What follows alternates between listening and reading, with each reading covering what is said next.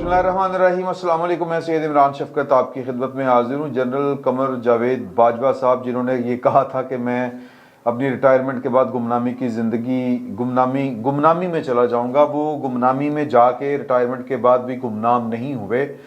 आज कल उनका फिर वो जो सेकंड एपिसोड जो है उनकी जो शायद मेतला साहब के साथ जो उन्होंने मुलाकात की थी, जिसको वो इनकारी हैं कि उन्होंने इंटरव्यू कोई नहीं दिया था, और लेकिन मुलाकात से वो इनकारी नहीं है। जो मुलाकात में जो गुफ्तगू एट्रीब्यूट जो उनको की जा रही है, उनका नाम लेके जो बातें कही जा रही हैं, वो उनसे इनकारी नहीं है। और लेकिन इस बात से इनकारी कि मैंने इंटरव्यू नहीं दिया था, गुफ्तगू हुई थी, और गुफ्तगू जो थी वो ऑफ द रिकॉर्ड थी और वो ऑन द रिकॉर्ड आ गई। लेकिन जो ऑफ द रिकॉर्ड भी जो गुफ्तगू थी वो सारी की सारी ठीक थी। ये गुफ्तगू कल से इस वक्त टॉक ऑफ द टाउन बनी हुई है, लेकिन मेरे पास आपको बताने के लिए और कुछ भी है।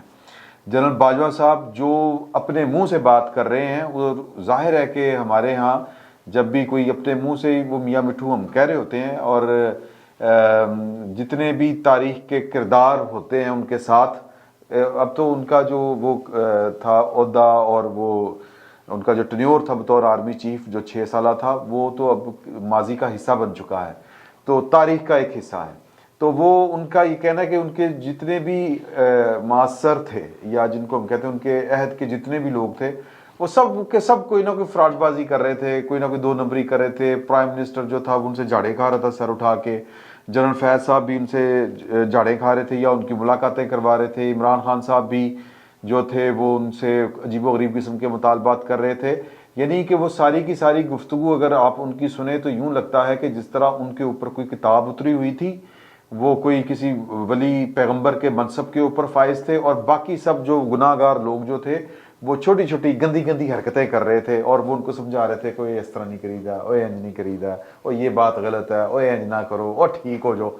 इस तरह की उनकी सारी गुफ्तगू से लगता है। मैं मोटी मोटी आपको उनकी बातें सुना देता हूँ, यकीनन वो आपके नॉलेज में होंगी, लेकिन मैं जो बात असल में आपसे करना चाह रहा हूँ वो ये है कि जिन दिनों के ये वाक़यात सुनाते हैं उन दिनों जनरल साहब खुद क्या कर रहे थे, और जाहिर है कि अब इनको काउंटर करने के लिए कोई, चूंकि जनरल साहब खुद मैदान में उस तरह से नहीं है, ऑन दी रिकॉर्ड ये कुछ नहीं कह रहे, सामने आके कोई बात नहीं कर रहे, कुछ मुलाकातें करते हैं और बात जो है वो इंफॉर्मेशन जो लीक हो जाती है उससे वो अपना नुक्ता नज़र पेश करना चाहते हैं किसी भी इशू के ऊपर, वो हो जाता है। जनरल फैज साहब ने पिछले कुछ अरसे में एक बार जो है वो कामरान खान साहब के ज़रिए अपनी पोजीशन को क्लियर करने की कोशिश की थी, लेकिन वो किरदार जिंदा है जो जनरल कमर जावेद बाजवा साहब के इस किरदार से हटके, इनके जो दावे हैं इनसे हटके भी कोई बात कर रहे हैं।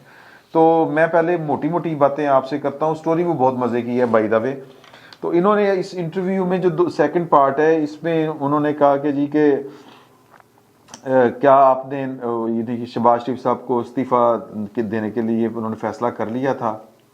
ये नहीं, उनका ख्याल था कि जी के नवाज शरीफ भी यही चाहते थे, नवाज शरीफ साहब बहुत पहले से ये चाहते थे, लेकिन शहबाज शरीफ साहब भी इसके ऊपर राज़ी हो गए थे कि जी के हम छोड़ देते हैं और अगस्त में या अक्टूबर में इलेक्शन करवा देंगे। इस तरह करके वो उनका ये क्लेम था, और यानी कि इनके जाने से पहले, ये नवंबर में रिटायर हुए थे, तो इनके जाने से पहले पहले हम जो हैं वो इंतखाबात करवा देते हैं। लेकिन जनरल जो है नदीम अंजम साहब, उन्होंने आके मुझे कहा कि 25 मई को गालबन जो है वो IMF के साथ मुज़ाकरात हैं, तो फिर उनके साथ कौन गुफ्तगू करेगा। IMF का जहाँ तक मामला है, ये बात ज़हन में रखिएगा कि IMF पाकिस्तान के अंदर जो ये अनस्टेबिलिटी थी, और फिर जो इमरान खान साहब ने मुआहदा करके मुआहदे से इनहराफ कर दिया था, उसकी वजह से वो बड़े डिस्टर्ब थे, और पाकिस्तान में कोई इस तरह का बंदा नहीं था, निगरान हुकूमत उनसे बातचीत नहीं कर सकती थी। रियासत ने ये फैसला किया कि उनको कहा कि जी 10 दिन का टाइम दें। नदीम अंजम साहब ने जनरल बाजवा साहब के कहने के ऊपर, उनका क्लेम है कि नवाज शरीफ साहब को राज़ी किया, इस तरह ये काम टला, और उन्होंने कहा कि जी कि मैंने इमरान खान साहब को कायल करने की कोशिश की, नदीम अंजम साहब ने भी की कि आप जो है वो लॉन्ग मार्च की तारीख ना दें, लेकिन उन्होंने तारीख दे दी।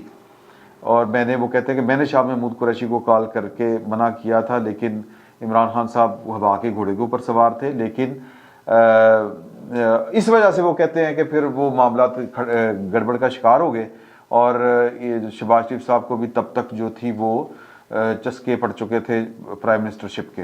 तो फिर उन्होंने भी कहा कि नहीं, अब हम तो पूरा 1.5 साल करेंगे। मौलाना फजलुर रहमान और जो हैं आसिफ अली जरदारी साहब, ये भी चाहते थे कि 1.5 साल पूरा करें और इसके पीछे उनकी जो भी लॉजिक थी। लेकिन ये फैसला मुझे तो लगता है कि ठीक ही था, क्योंकि अभी तक इतना कुछ होने के बावजूद जो है वो जनरल फैज साहब का नेटवर्क जो है वो खड़ा नहीं हो रहा, इस हुकूमत को सांस ही लेने दे रहा।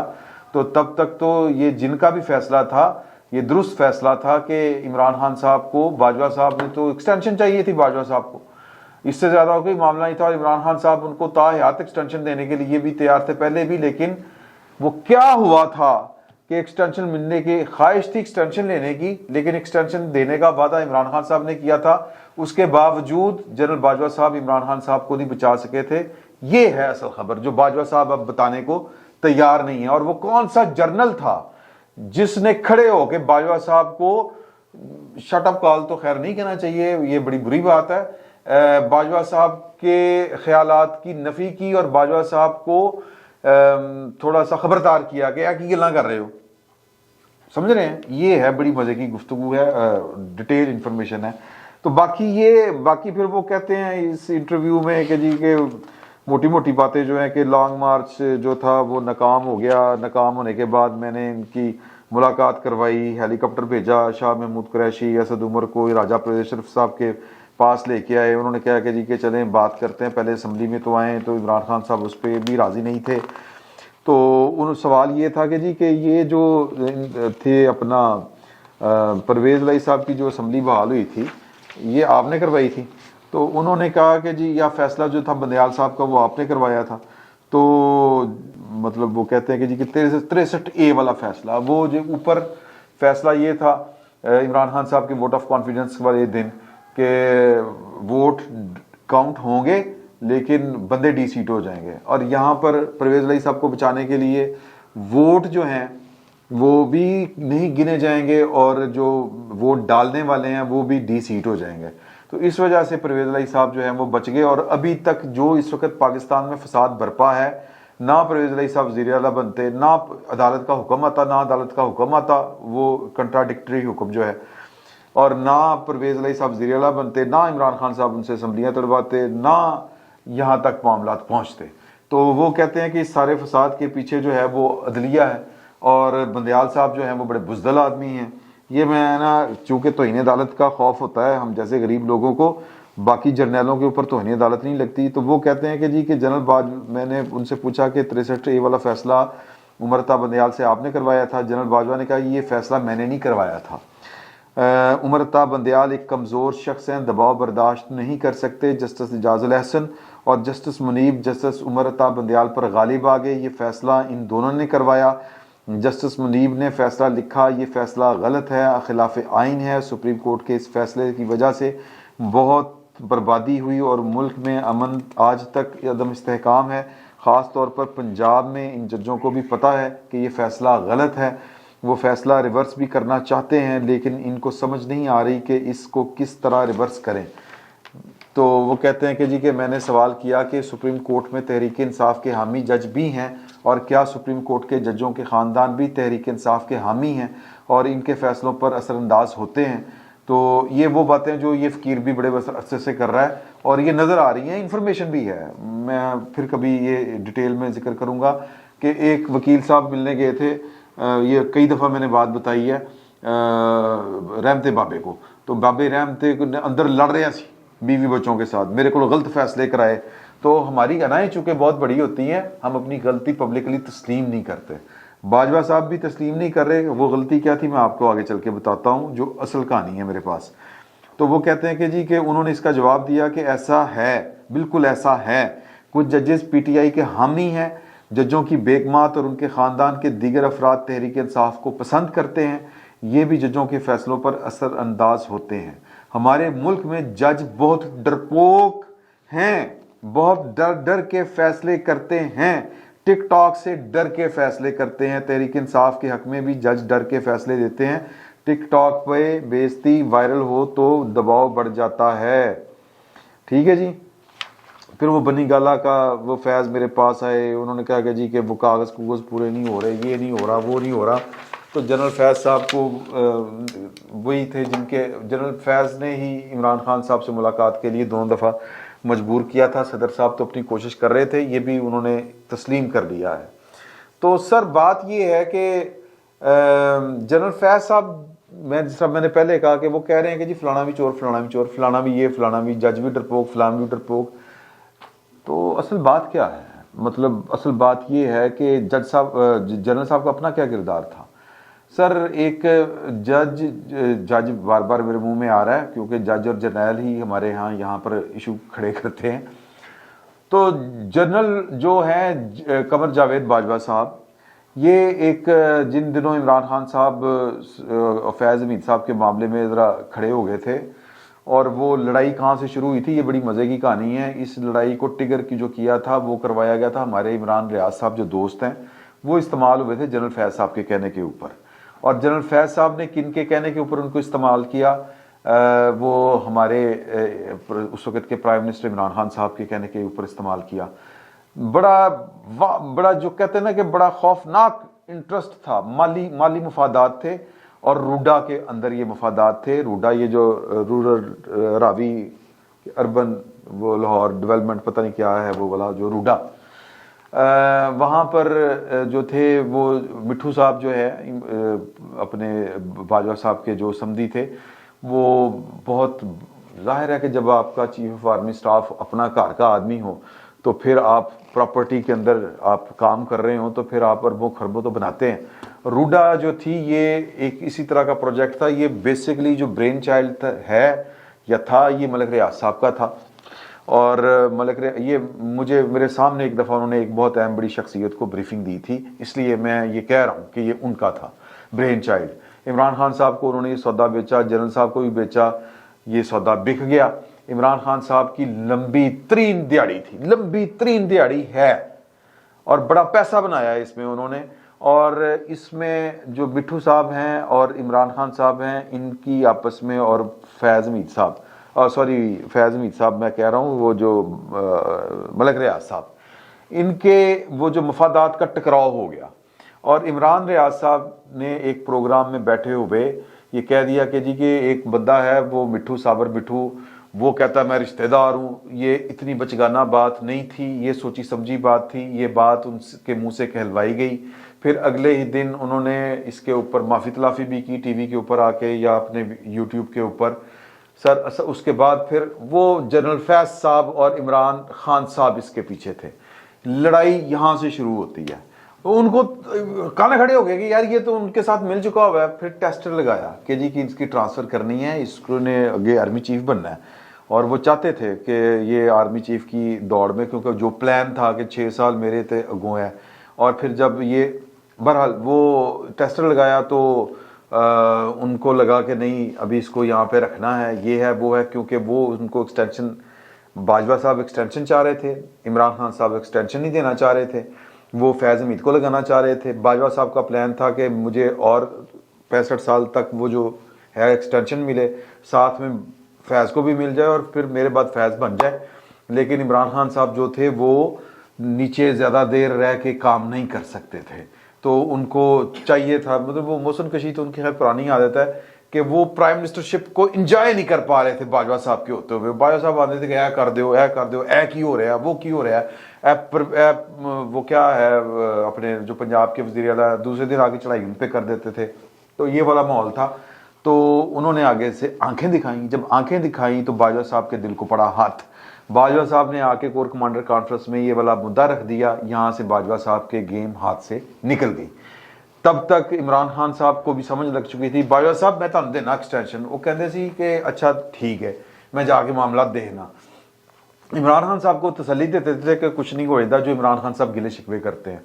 जब वो जाके कोर कमांडर्स को देते थे लेक्चर या गुफ्तगू करते थे तो वो आगे से कहते थे कि बाजवा साहब की गल्ला कर रहे हो, इस मुल्क का बेड़ा गर्क कर दिया है, गालियां हमें पड़ती हैं, ये है वो। क्योंकि कोर कमांडरों को भी पता था کہ باجوہ صاحب جو ہیں وہ گھر نہیں جانا چاہتے، ایکسٹینشن لینا چاہتے ہیں، اور اس کے بعد پھر فیض حمید کو. اب یہاں پر ایک گروپ تھا جو فیض صاحب کے حق میں تھا، ایک گروپ تھا جو کہتا تھا کہ فیض بھی کوئی نہیں، وہ بھی کوئی نہیں، میں، اور وہ تھے اظہر صاحب، سمجھ رہے ہیں نا، اظہر باز صاحب یا اور بھی کوئی ایک آدھ. تو یہ ساری بڑی خوفناک گیم اندر چل رہی تھی. تو وہاں پر ایک دن جب وہ کہہ رہے تھے جنرل باجوہ صاحب کوٹن کوٹ کہ یار کہ بس کر دیتے ہیں، دیکھیں کہ کہاں تک حالات پہنچ گئے ہیں، کہ یہ دیکھیں یہ کیا مطلب یہ بندہ تو ایماندار ہے نا، باقی تو چور ہے. یہاں پر پھر کسی نے کہا تھا کہ جی کہ فیض صاحب ذرا دسو چوریاں یا میں دساں ایک.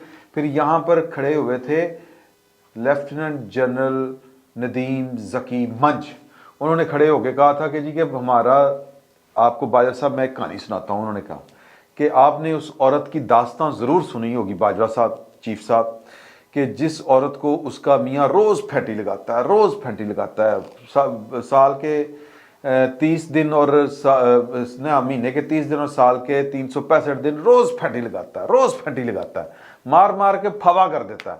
ایک دن اس کا بھائی آتا ہے، وہ اپنے بہنوئی کو گریبان سے پکڑتا، کہتا تو میری بہن دا کی حال کرتا، ڈزم چھوڑنے لگتا ہے.